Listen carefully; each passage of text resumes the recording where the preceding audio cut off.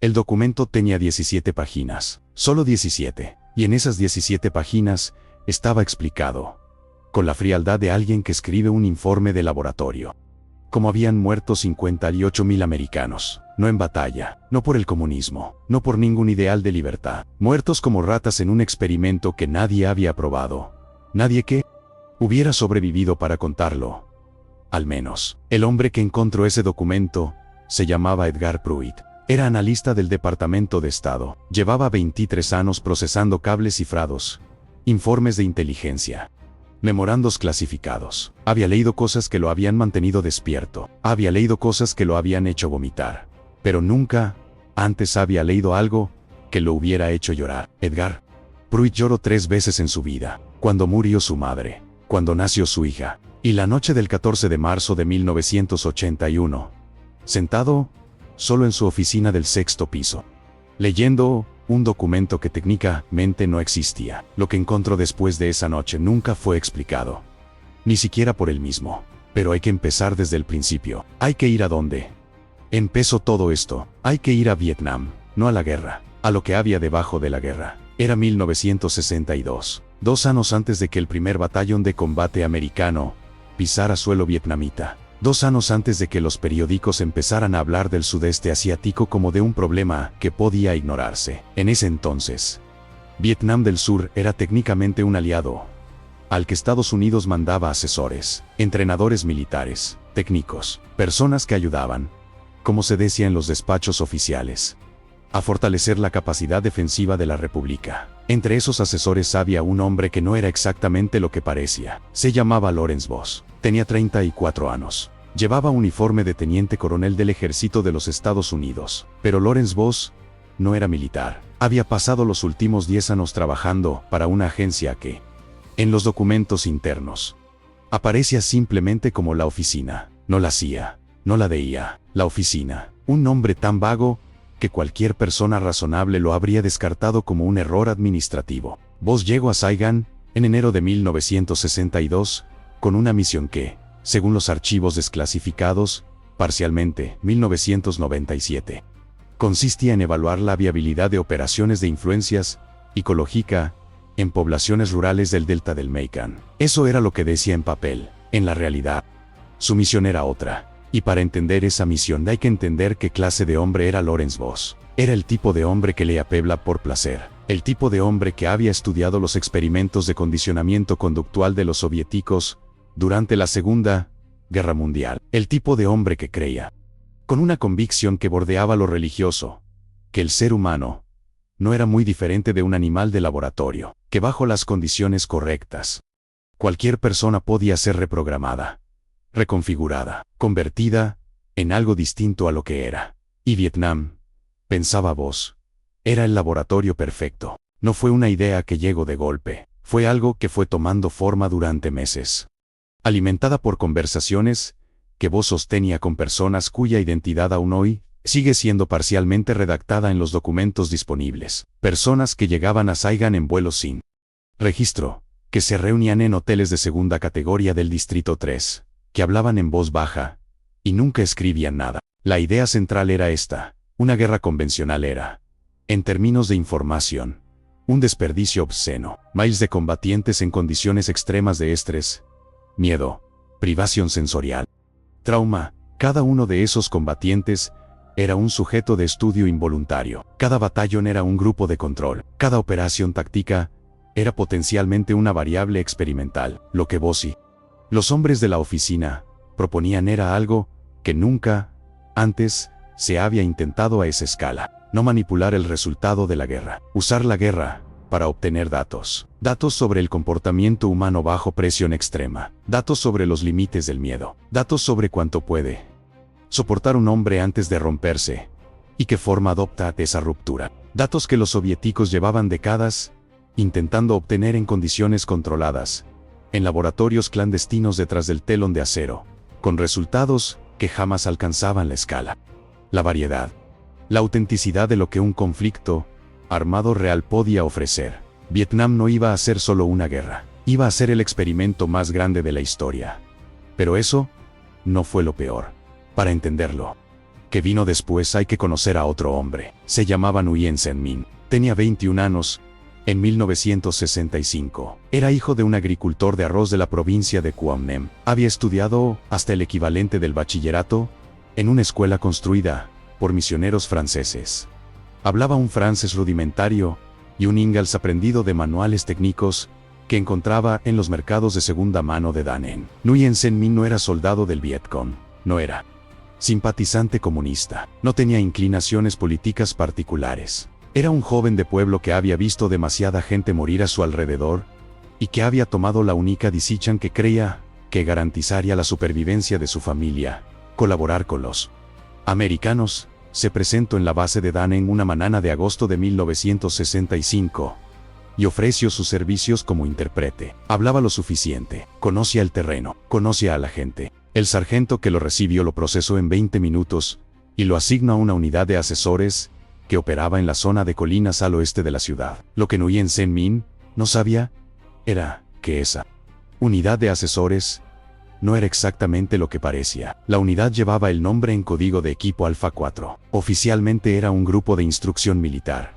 En la práctica, era una célula de observación dependiente de la oficina. 3 de sus 5 miembros no tenían formación militar real. Eran psicólogos, antropólogos, un especialista en neurociencia conductual que había trabajado en un programa universitario de Boston antes de ser reclutado bajo condiciones que nunca quiso describir en detalle. El líder del equipo era un hombre que usaba el nombre de Campo Henderson. Nadie en la unidad sabía su nombre real. Era delgado, de cabello claro, con unos ojos de un azul tan pálido que en ciertas condiciones de luz parecía casi transparente. Hablaba poco, observaba mucho y tenía la costumbre que a todos incomodaba, aunque nadie se atreviera a mencionarlo, de tomar notas constantemente, un cuaderno de espiral de tapa negra, que nunca dejaba fuera de su vista. Nguyen Sen Minh fue asignado a Henderson como intérprete principal, y en las semanas que siguieron, el joven de Quang Nam empezó a darse cuenta de que algo en esa unidad no cuadraba. Las misiones no eran misiones de instrucción, eran recorridos, salían al amanecer, atravesaban aldeas, observaban. Henderson hacía preguntas a través de Minh, preguntas que no tenían nada que ver con movimientos enemigos, ni con rutas de suministro. Preguntas sobre sueños, sobre miedos, sobre lo que la gente veía cuando cerraba los ojos por las noches, sobre qué tipo de muerte les parecía más terrible. Nadie estaba preparado para lo que Minh descubrió después. Fue una noche de octubre de 1965. Minh había olvidado su cantimplora en la sala de comunicaciones del campamento y había vuelto a buscarla después de que todos supuestamente dormían. La puerta estaba entreabierta, había luz adentro y voces. Minh se detuvo. No entró. Escuchó. Henderson hablaba en inglés. Hablaba con alguien por radio. La comunicación era mala, con interferencias, pero algunas frases llegaron con suficiente claridad. Los índices de disociación en el grupo C son 15 puntos por encima del grupo de control. La variable de privación del sueño combinada con exposición acústica está produciendo resultados consistentes con los modelos soviéticos del 58. Si mantenemos el protocolo durante otros 90 días, tendremos datos suficientes para la segunda fase. Minh no entendía todo, pero entendía suficiente. Entendió que la gente de esas aldeas que visitaban no era simplemente entrevistada, era observada, era sometida a algo, y que eso que Henderson llamaba protocolo tenía fases. Minh volvió a su litera sin la cantimplora. No durmió esa noche, a 2000 kilómetros de ahí, en un edificio sin nombre de las afueras de Bangkok. Un hombre llamado Richard Kahlo recibía ese mismo informe de Henderson en forma de teletipo cifrado. Kahlo era el coordinador regional de la oficina para el sudeste asiático. Tenía 52 años, había servido en Corea, había participado en las operaciones encubiertas en Guatemala en el 54. Era un hombre que había visto suficientes cosas como para haber perdido la capacidad de sorprenderse. Pero incluso Kahlo, esa noche, mientras leía el teletipo de Henderson, sintió algo que no le era familiar. No era exactamente incomodidad, era algo más parecido al reconocimiento, como cuando uno ve en otra persona un rasgo de sí mismo que preferiría no tener. Lo que Henderson describía en ese informe no era solo observación, era modificación. Los aldeanos de las zonas visitadas por el equipo Alfa 4 no sabían que formaban parte de nada, pero durante semanas, sus condiciones de vida habían sido sutilmente alteradas, no de manera que pudiera atribuirse a la presencia del equipo, sino a través de canales que lo prefería no examinar demasiado de cerca. Cambios en los patrones de suministro de alimentos, ruidos nocturnos de fuentes no identificadas, visitas de personas que se presentaban como funcionarios del gobierno survietnamita, pero que respondían directamente a Henderson. El objetivo declarado era estudiar cómo una población civil bajo estrés sostenido desarrollaba mecanismos de adaptación o colapso. El objetivo real, el que aparecía en los documentos internos, que lo firmaba con su código de 4 dígitos. Era algo más específico. Estaban buscando el umbral, el punto exacto en el que un ser humano dejaba de ser lo que era y se convertía en otra cosa. El punto de no retorno. Y lo que encontraron en algunas de esas aldeas, ese otoño de 1965, fue algo que no habían anticipado en ningún modelo teórico. Hubo una aldea. En los documentos aparece solo como Aldea 7. Su nombre real nunca fue incluido en ningún archivo que haya sido desclasificado. Estaba ubicada en un valle de 2 colinas, rodeada de arrozales, a 2 horas a pie de la ruta provincial más cercana. 143 habitantes, economía de subsistencia, una escuela de 4 paredes y techo de hojalata, un pozo comunal. El equipo Alfa 4 comenzó a visitar la Aldea 7 en septiembre de 1965. Las primeras visitas fueron inocuas. Henderson hacía preguntas. Me introducía. La gente respondía con la cortesía cautelosa que adoptaban con cualquier extraño uniformado. En octubre comenzaron los cambios. El primer cambio que notó Min fue el sonido. Una noche, mientras el equipo acampaba a las afueras de la aldea, empezó a escuchar algo. Un tono. No exactamente un tono, porque no era musical. Era más como una frecuencia, una vibración que uno sentía en el pecho antes de percibirla con los oídos. Min pensó que era un problema de sus oídos. Pensó que era el efecto de la humedad o del cansancio. Pero a la mañana siguiente, habló con una mujer de la aldea, que le dijo que llevaba semanas sin dormir bien, que había algo en el aire por las noches, algo que no se veía, pero que se sentía, que varios niños habían empezado a tener los mismos sueños, el mismo sueño. En realidad, describió el sueño con detalle. Era un sueño en el que todos los habitantes de la aldea estaban de pie en el arrozal, mirando el horizonte. Y en el horizonte había una luz que no era el sol. Me tradujo eso para Henderson. Henderson escuchó, anotó en su cuaderno, y dijo: excelente. En noviembre de 1965, Min encontró la segunda parte de lo que no debía encontrar. Henderson había dejado su cuaderno sobre la mesa durante 10 minutos, mientras hablaba por radio. 10 minutos en los que Min estaba solo en la sala.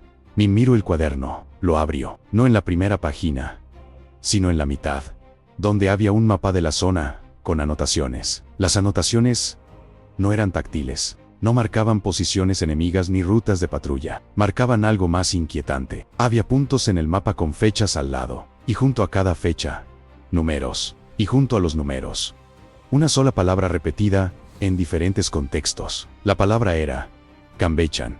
Min no eras ecólogo, no era científico, pero había aprendido suficiente inglés de manuales técnicos como para saber que esa palabra tenía un significado específico en ciertos contextos. No era Cambechan religiosa, no era Cambechan de unidades de medida, era algo relacionado con el cambio de estado, con la transformación de una cosa en otra cosa diferente. Cerró el cuaderno exactamente como lo había encontrado, volvió a su sitio, y cuando Henderson regresó a la sala, Min le preguntó, con la naturalidad que pudo reunir, cómo iba el trabajo del equipo. Henderson lo miró durante un segundo más de lo normal, sonrió, y dijo: mejor de lo esperado. Eso fue lo peor. Nguyen Sen Min no tenía a quién ir. No podía ir al ejército survietnamita, que era corrupto y estaba infiltrado. No podía ir a la prensa, que no habría sabido qué hacer con esa historia, y que en cualquier caso, dependía del acceso que los militares americanos le concedían para sobrevivir como industria. No podía ir a su familia,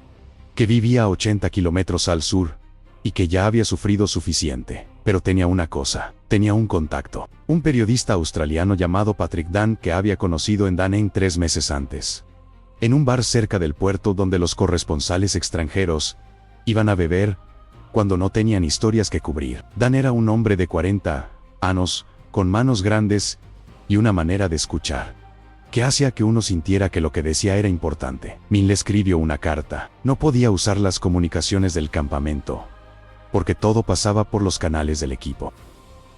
Le escribió en papel de cartas que compró en un mercado de Danen, en uno de los escasos momentos de permiso que le concedían. La carta era vaga. No podía ser específica sin arriesgarse, pero decía que había visto algo, que necesitaba hablar, que era urgente. Mandó la carta con un conductor de camión que hacía ruta a Danen.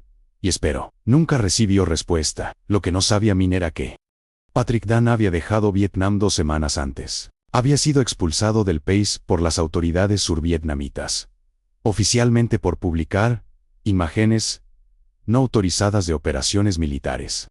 En realidad por razones que nunca fueron explicadas públicamente. Estaba en Sydney cuando la carta llegó a Danen, y la carta nunca llegó a Sydney. Fue en diciembre de 1965, cuando las cosas en la aldea 7 empezaron a cambiar de una manera que ya no podía atribuirse a ninguna explicación ordinaria. Min lo vio con sus propios ojos, y durante el resto de su vida, hasta su muerte en 1998, en una residencia de Ho Chi Minh City.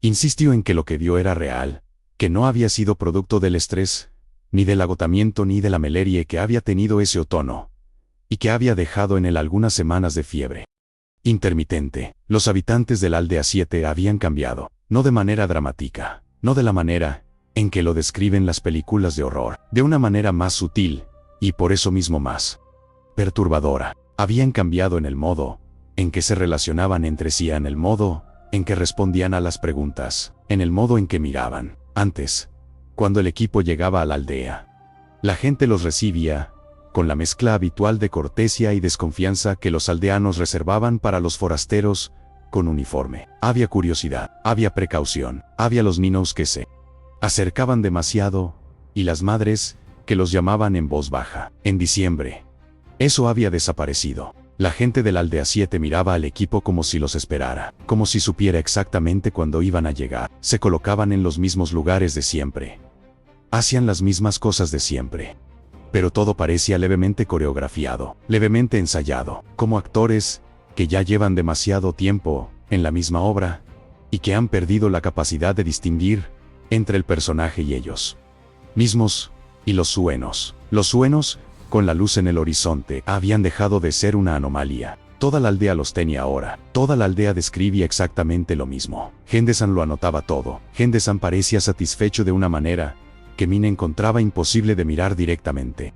Lo que ocurrió en enero de 1966 no está en ningún documento oficial. Lo que está en los documentos es un informe lacónico que dice que el equipo Alpha 4 concluyó sus operaciones en la zona de colinas de Quam Nem y fue reasignado a un proyecto diferente en el delta del Mekong. Eso es todo lo que dicen los documentos. Lo que me envió fue otra cosa. El equipo recibió la orden de retirarse un viernes. Debían salir el lunes siguiente, pero el sábado por la noche Henderson llevó al equipo completo a la aldea 7 para lo que llamó una visita de conclusión de protocolo. Min fue como siempre. Como intérprete. Llegaron al atardecer. La aldea estaba en silencio. No el silencio normal de una comunidad rural al final del día, con el ruido de las cocinas y los niños y los animales. Un silencio diferente. Un silencio que se sentía en la piel como algo que presionaba suavemente desde afuera. Los habitantes estaban reunidos en el centro de la aldea, de pie, en silencio, mirando en la misma dirección, mirando al este, donde el cielo ya estaba oscuro, pero donde el horizonte tenía todavía una franja de luz roja del sol que se había puesto. Henderson se detuvo al verlos, sacó su cuaderno, empezó a escribir. Min se quedó atrás. Miró a la gente. 143 personas de pie en silencio mirando el horizonte. Uno de los hombres del equipo, el que Min sabía que era neurólogo, aunque jamás había dado ese nombre a su especialidad, se acercó a Henderson y le susurró algo. Henderson asintió sin dejar de escribir. El neurólogo tomó un instrumento del bolso que siempre llevaba. Era algo parecido a un estetoscopio pero diferente. Se acercó a una anciana en el borde del grupo. Le puso el instrumento en la sien. Miró sus propios ojos. Contó en voz baja hasta 10. Y luego miró a Henderson y dijo una sola palabra en inglés que Min entendió perfectamente. Dijo: uniforme. Min no durmió esa noche, ni la siguiente, cuando el equipo salió el lunes hacia la base. Min pidió permiso para visitar a su familia en el sur. Le fue concedido sin problemas. Se fue hacia el sur. No fue a ver a su familia. Fue a Saigon. Tenía el nombre de una persona, un funcionario de la embajada americana que un amigo le había descrito como alguien que escuchaba, no un diplomático de carrera, un hombre que había llegado a Saigon 6 meses antes, que se movía con la incomodidad de quien no está acostumbrado al calor, y que tenía la reputación de ser diferente de los demás funcionarios en un sentido que nadie podía definir exactamente pero que todos percibían. Parecía creer que las cosas importaban. El nombre era Daniel Ferris. Daniel Ferris tenía 31 años. Era de Ohio. Había estudiado historia en la Universidad de Michigan y luego derecho en Georgetown, graduándose en el tercio superior de su clase. Había entrado al Departamento de Estado por el camino convencional, por las pruebas, por las entrevistas, por los años de trabajos menores en posiciones que no llevaban a ningún lado, pero que algún día, prometía la institución, podían llevar a alguno. Había llegado a Saigon sin entender del todo por qué lo habían asignado ahí. Su superior directo era un hombre llamado Morrison que pasaba la mayor parte del tiempo jugando al tenis en el club de la embajada y que tenía la costumbre de decir que todo lo que ocurría en Vietnam era, en última instancia, un problema de comunicación. Ferris pensaba que Morrison era un imbécil. Morrison pensaba que Ferris era un idealista peligroso. Tenían razón los dos. Min encontró a Ferris a través de 3 intermediarios. El encuentro se produjo en un restaurante del Distrito 1, a plena luz del día, con el ruido de los ciclomotores y el olor de la sopa de fideos, y la sensación de que nadie en ese lugar estaba prestando atención a 2 hombres que hablaban en voz baja sobre cosas que podían destruirlos a los dos.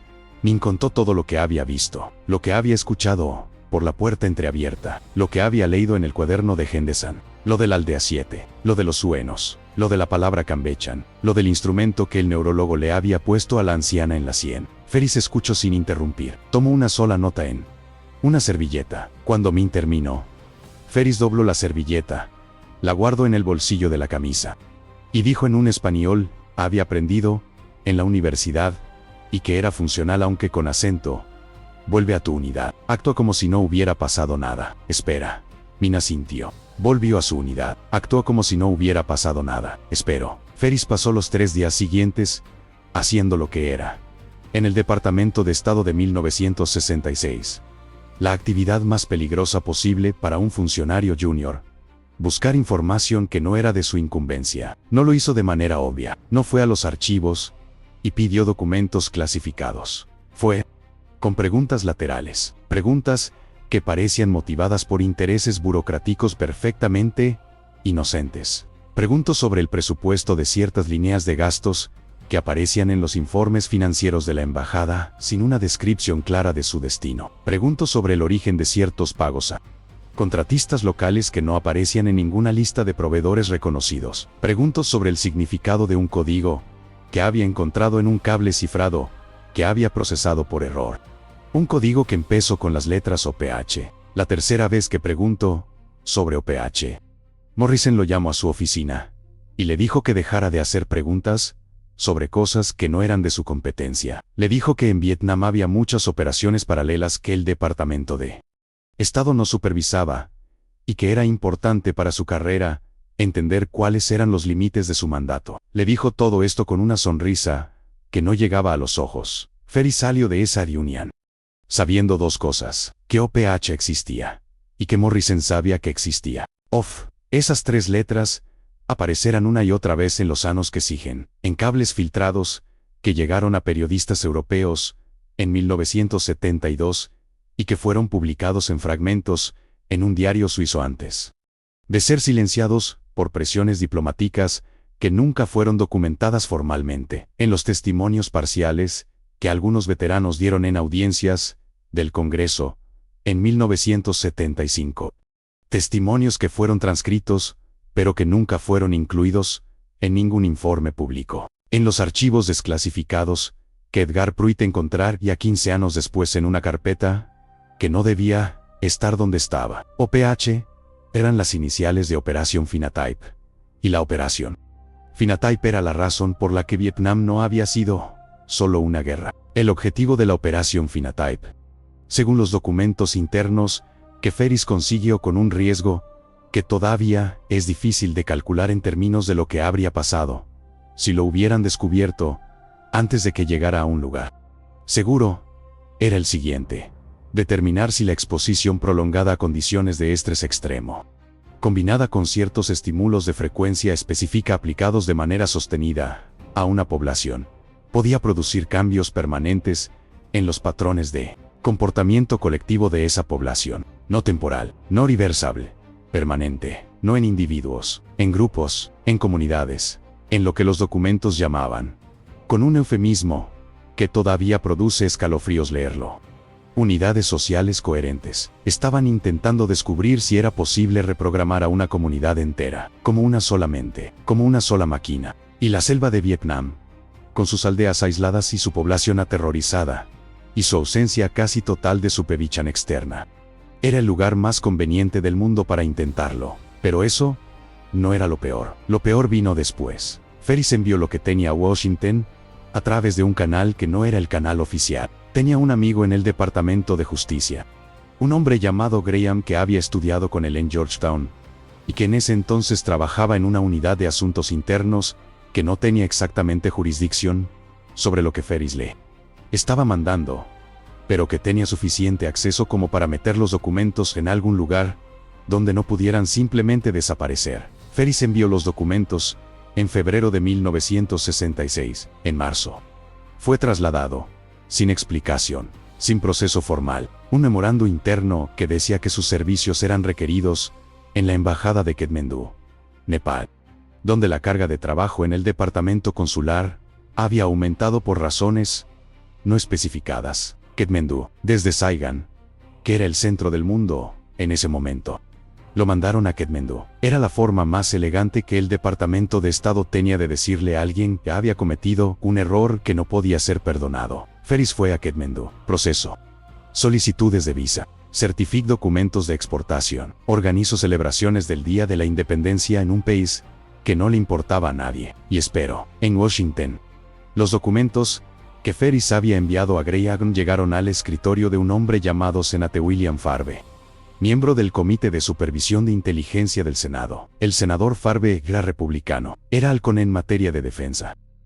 No era exactamente el tipo de persona que uno esperaría que se sintiera perturbado por las actividades clandestinas de agencias americanas en territorio extranjero, pero lo que Farbe leyó en esos documentos lo perturbó, no por razones morales, aunque las había, lo perturbó por razones prácticas, porque lo que la operación Phenotype describía no era solo una investigación académica disfrazada de operación militar, era la creación de una capacidad que, una vez desarrollada, podía usarse en cualquier lugar, incluido en casa. Farbe convocó a una reunión privada. Asistieron 3 personas. Sus nombres no aparecen en ninguna acta porque no había actas. Lo que sucedió en esa reunión se sabe solo a través de las notas personales que Farbe escribió en un diario que su familia encontró después de su muerte en 1989, y que fue donado a la Universidad de Virginia, donde permaneció sin catalogar durante años, hasta que un becario de historia lo descubrió en 2003. Las notas dicen esto: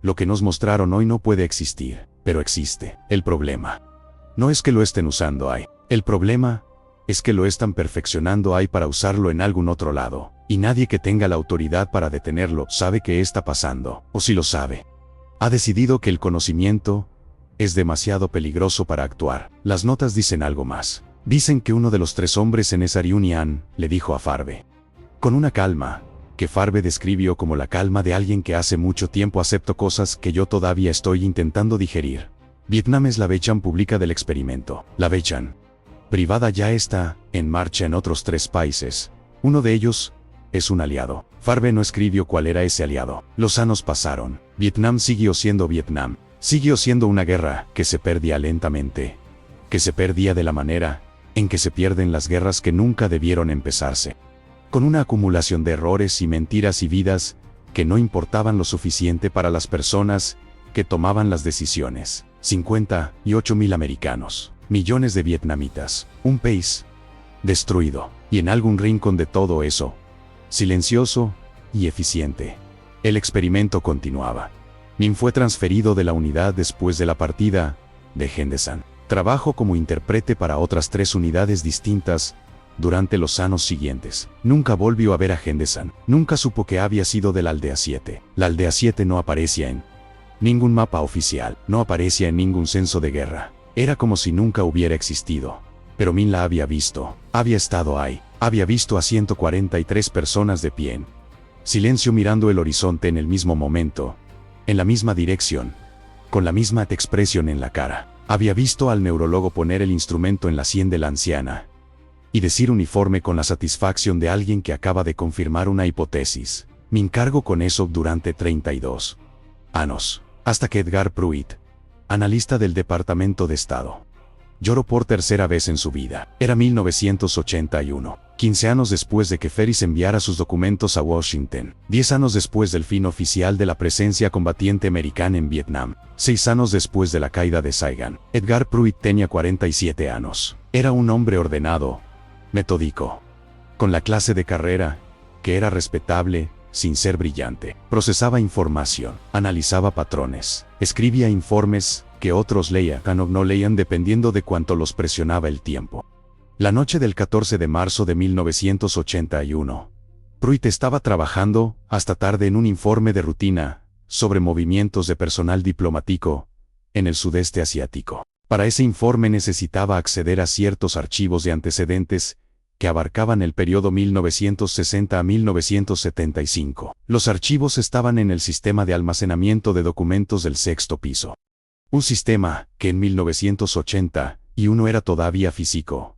Cajas de cartón en estantes metálicos, organizadas por año y por código de proyecto. Pruitt fue al estante correcto, sacó la caja correcta, y dentro de la caja, entre los documentos que necesitaba y otros que no necesitaba, había una carpeta manila de color oscuro que no tenía ningún código visible en el exterior, solo una fecha, febrero de 1966. Y 3 letras en el ángulo superior derecho. Off. Pruitt sacó la carpeta. Pensó en dejarla donde estaba. La lógica le decía que no era de su incumbencia. La lógica le decía que si alguien había dejado eso ahí, o bien era un error, o bien era una trampa. Y en cualquier caso, la decisión inteligente era no tocarlo. Pruitt no era un hombre de decisiones estúpidas. Era un hombre de decisiones lógicas. Y sin embargo, abrió la carpeta, las 17 páginas. Esas 17 páginas que describían con la frialdad de un informe de laboratorio todo lo que había ocurrido. El origen de la operación Phenotype, los objetivos, los métodos, los resultados preliminares de las primeras fases. La aldea 7, mencionada con ese nombre código, que Pruitt tardó 3 páginas en entender que se refería a un lugar real. Los datos, columnas de datos, sobre patrones de comportamiento, frecuencias de estímulo, índices de Campbell, periodos de latencia, duración de los efectos. Y en la página 14, lo que hizo llorar a Edgar Pruitt, una sección titulada Proyecciones de aplicación secundaria, una lista de países, fechas tentativas, estimaciones de escala, un párrafo que explicaba que los resultados obtenidos en Vietnam confirmaban la viabilidad del protocolo a escala de comunidad, y que las estimaciones actuales sugerían que una aplicación a escala metropolitana sería técnicamente posible dentro de un plazo de 8 a 12 años, sujeto a los avances en la tecnología de diseminación. Un párrafo que mencionaba, casi de pasada, como si fuera un detalle administrativo, que las pruebas de la segunda fase ya estaban en curso en 2 territorios, uno en América Latina, uno en Europa Occidental, y una línea final que Pruitt leyó 3 veces antes de aceptar que la había leído bien. La línea decía: la población objetivo del territorio europeo occidental ha mostrado índices de susceptibilidad superiores a los modelos de predicción en un margen del 23%. Se recomienda acelerar el calendario. Un territorio, Europa Occidental, 1981, con un calendario que se estaba acelerando. Pruitt copió 4 páginas a mano. Volvió a poner la carpeta exactamente donde la había encontrado. Salió del edificio. Fue a su coche en el aparcamiento. Se sentó. Encendió el motor pero no se movió durante 20 minutos. Luego fue a casa de Graham.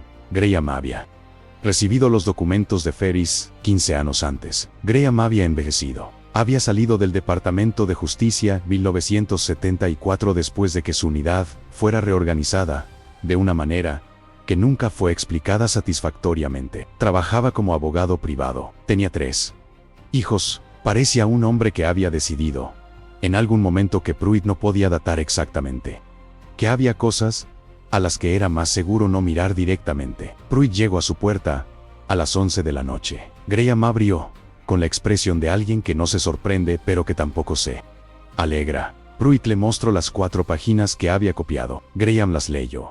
No dijo nada durante un tiempo. Luego las dobló cuidadosamente y las guardó en el bolsillo de su bata. Y le dijo a Pruitt algo que Pruitt nunca olvidó, algo que se lo contó a su hija 20 años después, la noche antes de que ella se fuera a estudiar a Europa. Se lo contó no como una historia de inteligencia, se lo contó como una advertencia. Graham le dijo: esto no es nuevo, lo nuevo es que llegaste a verlo. La pregunta no es qué hay en esas páginas, la pregunta es cuántas páginas más hay que nunca vas a ver. Pruitt intentó continuar. Intento encontrar la carpeta. Al día siguiente, no estaba. El estante estaba en orden. La caja de cartón estaba en su lugar, pero la carpeta OPH de febrero de 1966 había desaparecido, como si nunca hubiera estado ahí. Pruitt hizo consultas discretas. Consiguió 2 nombres de personas que supuestamente habían tenido acceso a ciertos proyectos de la oficina durante los años 60 y 70. El primero estaba muerto, accidente de tráfico en 1978. El segundo había emigrado a Canadá, y cuando Pruitt finalmente lo localizó, a través de 3 intermediarios y 2 semanas de llamadas que no terminaban en el lugar correcto, el hombre le dijo al teléfono algo que Pruitt interpretó de 2 maneras posibles.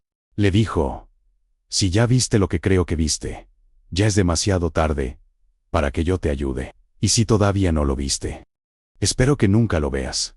Luego colgó. Pruitt nunca supo si esa frase era una amenaza o una advertencia, simplemente la expresión de un hombre cansado, que había pasado demasiado tiempo cerca de cosas que no debería haber estado cerca. En 1983, un periodista de investigación llamado Carl Messing publicó un artículo en una revista de circulación limitada especializada en política exterior. El artículo hablaba, de manera indirecta, de ciertos programas de investigación conductual que habrían sido ejecutados durante el periodo Vietnam por agencias no identificadas del gobierno americano. El artículo era vago, dependía de fuentes anónimas, no nombraba nada específico. El artículo fue ignorado por los grandes medios. Fue citado 2 veces en publicaciones académicas como un ejemplo de periodismo especulativo. Y Messing, 6 meses después de publicarlo, dejó su trabajo en la revista y empezó a trabajar para una empresa de relaciones públicas en Chicago. Cuando alguien le preguntaba por el artículo, decía que había sido un error de juicio, que sus fuentes habían sido poco confiables, que se había dejado llevar por una teoría que no tenía fundamento suficiente. La esposa de Messing, en una conversación que tuvo lugar muchos años después con una amiga común que eventualmente habló con un investigador que recopilaba testimonios relacionados con este periodo, dijo que su marido había recibido una visita 3 semanas después de publicar el artículo. 2 hombres, educados, no amenazantes en ninguna manera visible, que habían pasado 40 minutos hablando con él en la sala de estar, mientras ella estaba en la cocina, oyendo voces que no podía distinguir, y que cuando los hombres se fueron, su marido había salido de la sala con una expresión que ella nunca había visto antes, y que nunca supo cómo definir correctamente. No era miedo, no era exactamente miedo, era algo más parecido a la resignación, a la aceptación de algo que uno preferiría no aceptar. Messing murió en 1991, infarto, tenía 51 años. Nguyen Sen Min sobrevivió a la guerra, sobrevivió a la reunificación, sobrevivió a los campos de reeducación en los que pasó 2 años por haber trabajado como intérprete para los americanos. Salió en 1978, con la salud deteriorada, pero con la memoria intacta. Se instaló en Ho Chi Minh City, que era como llamaban ahora a Saigon. Trabajó como mecánico. Tuvo una hija. Tuvo una vida que, vista desde afuera, era la vida de alguien que había sobrevivido a cosas terribles y había encontrado una manera de continuar. Pero Min nunca dejó de pensar en la aldea 7. Y en 1985, 20 años después de haber estado ahí, hizo algo que en aquel momento le pareció importante aunque no sabía exactamente por qué. Escribió todo lo que recordaba, en vietnamita, en un cuaderno de espiral que era como el de Gen de San Pero de tapa roja. Escribió durante 3 semanas, lo que había escuchado por la puerta, lo que había leído en el cuaderno de Gen de San, lo que había visto esa noche de enero de 1966, en el centro de la aldea. La mujer con el instrumento en la sien, la palabra uniforme, los sueños que toda la aldea tenía al mismo tiempo. Guardó el cuaderno en una caja metálica, debajo del piso de madera de su taller, en 1994. Un investigador de una universidad australiana, que estaba trabajando en un proyecto de historia oral sobre la experiencia de intérpretes vietnamitas durante la guerra americano-vietnamita, llegó a Ho Chi Minh City. Su nombre era Thomas Aiken. Era un hombre joven, meticuloso, con una grabadora y la clase de paciencia que requiere escuchar historias que la gente lleva décadas sin contar a nadie. Alguien le dio el nombre de Minh. Aiken fue a verlo. Minh lo recibió con desconfianza. Hablaron durante 3 días, y al final del tercer día, Minh bajó al taller, levantó la tabla del piso, sacó la caja metálica y sacó el cuaderno. Se lo dio a Aiken, sin condiciones, sin pedir nada. Solo le dijo, en el inglés que todavía hablaba con dificultad, alguien tiene que saber. Aiken tradujo el cuaderno. Tardó 6 meses. Lo que había en esas páginas, combinado con otros testimonios que había recopilado de intérpretes y civiles de la zona de Quang Ninh, formaba algo que era más que una historia personal. Era la evidencia de algo que había ocurrido de manera sistemática. Aiken escribió un documento académico. Lo sometió a una revista especializada en historia de la Guerra Fría. El documento fue aceptado, luego retirado de publicación por razones que el editor explicó como preocupaciones sobre la verificabilidad de las fuentes primarias. Aiken apeló. La apelación fue rechazada. Aiken guardó el documento, guardó las traducciones del cuaderno de Minh, guardó todo en su oficina de la Universidad de Sydney. En 1997, su oficina fue asaltada. Según el informe policial, robaron un ordenador y varios archivos. El caso no fue resuelto. La policía lo clasificó como un robo de oportunidad. Lo que Aiken no les dijo a los policías es que el cuaderno original de Minh no estaba en la oficina. Lo había llevado a su casa esa misma semana, por razones que no supo explicar racionalmente después, pero que en ese momento le habían parecido urgentes. El cuaderno sigue existiendo. Aiken lo tiene todavía. Lo confirmó en una entrevista que concedió en 2019 a un podcast de historia no convencional. Tiene pocos seguidores, pero que documentó este caso con una meticulosidad que merece mención. En esa entrevista, Aiken dijo algo que no había dicho públicamente antes. Dijo que había tomado el cuaderno y había tenido un sueño esa noche.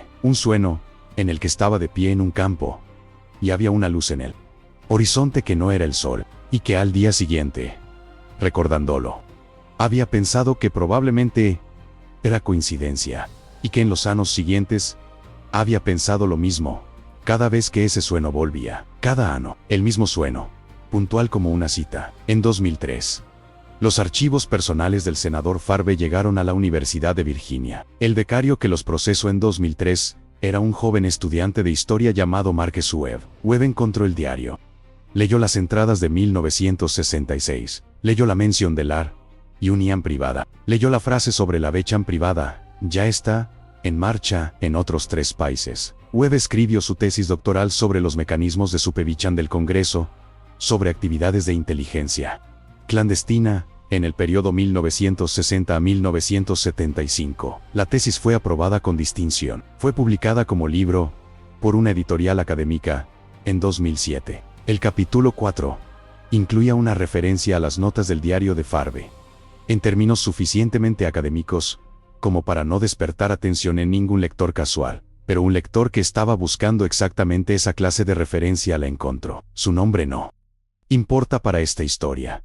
Lo que importa es que era investigador, y que tenía acceso a algo que Webb no tenía: el catálogo de archivos desclasificados del Departamento de Estado correspondientes al periodo 1975 a 1985. En ese catálogo, en una entrada de 1998, que correspondía a la desclasificación de ciertos documentos de inteligencia del periodo de la Guerra Fría, Había una referencia a un memorando interno fechado en 1982. El memorando hablaba de la conclusión de cierta operación de larga duración en el sudeste asiático y en 2 territorios secundarios. Y al pie del memorando, como nota administrativa, había una línea que decía que todos los materiales relacionados con dicha operación habían sido transferidos al archivo permanente con clasificación indefinida. Indefinida, no por un periodo determinado, indefinidamente. Eso significaba que esos archivos no iban a ser desclasificados jamás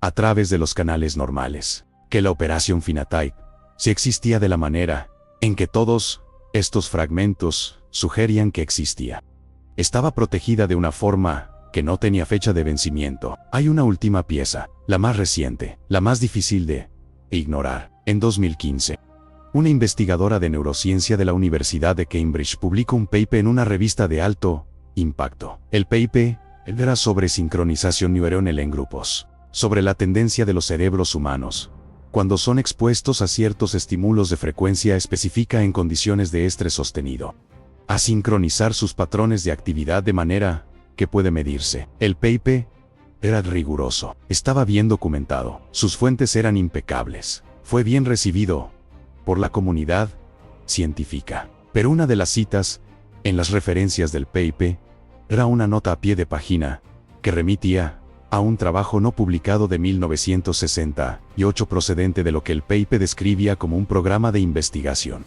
gubernamental no identificado.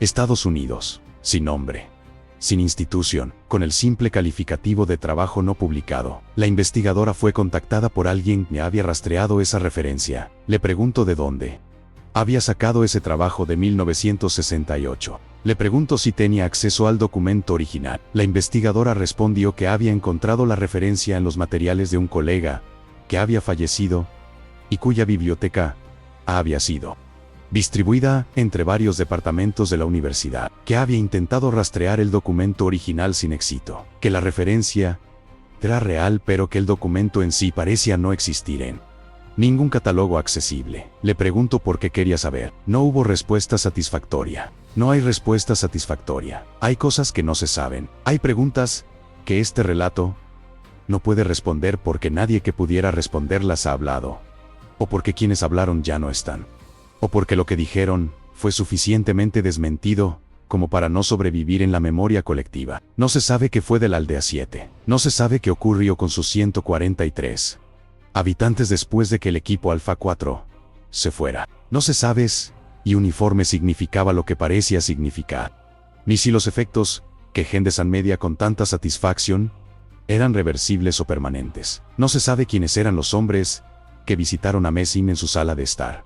No se sabe qué le dijeron. No se sabe cuál era el territorio en Europa Occidental. No se sabe y el calendario se aceleró de la manera en que el documento de 1966 sugería que se iba a acelerar. No se sabe dónde está Henderson ahora, ni si ese era su nombre real, ni si sigue en algún lugar anotando cosas en un cuaderno de tapa negra. Y hay una cosa más que no se sabe, una cosa que Edgar Pruitt, cuando le contó a su hija la historia la noche antes de que se fuera a Europa, le confesó con la voz de alguien que ha cargado algo durante demasiado tiempo y ya no puede seguir cargándolo solo. Le confesó que la carpeta OPH que encontró en el archivo del 6º piso en 1980 y uno no había estado ahí por accidente, que después de años de pensarlo, después de años de revisar el recuerdo de esa noche desde todos los ángulos posibles, había llegado a la conclusión de que alguien había dejado esa carpeta ahí para que él la encontrara, que la pregunta no era si la operación Finatype había existido, que la pregunta